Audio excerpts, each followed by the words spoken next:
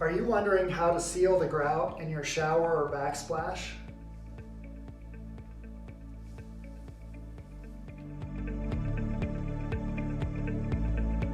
Hi, I'm Dakota Shafer with Structure Real Estate Group in Colorado Springs, and today I want to talk about sealing grout.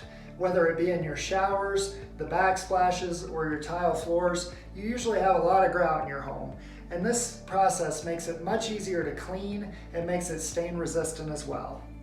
So the first step in this process is just to give your grout a good cleaning. And you can do this with just soapy water or a 50-50 white vinegar and water mix. Works really well. They do have specialized grout cleaners that you can use on this, but typically those two will take care of the job. And you can do that by just taking an old toothbrush or a scouring pad and just give it a good scrub. Get it all nice and clean, let it dry, and then you're ready to apply the grout sealer.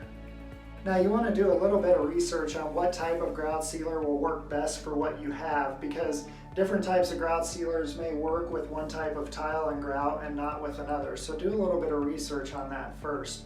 But once you're clean, the application process is really easy. There's a few different applicators that you can do. There's this one, I have the bottle and the brush, so it's kind of an all-in-one, but it also comes in cans and as a spray.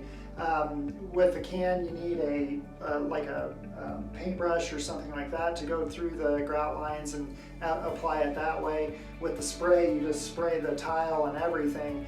It's a little bit quicker. It's maybe a little bit more messy as far as a prep and a cleanup, but it does go really fast with that. But be careful with the spray with certain types of tile, because if it's glazed, it's not meant to have grout sealer on it.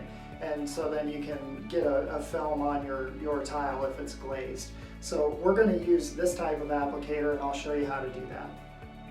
So you just take the applicator and just run it right down the grout line.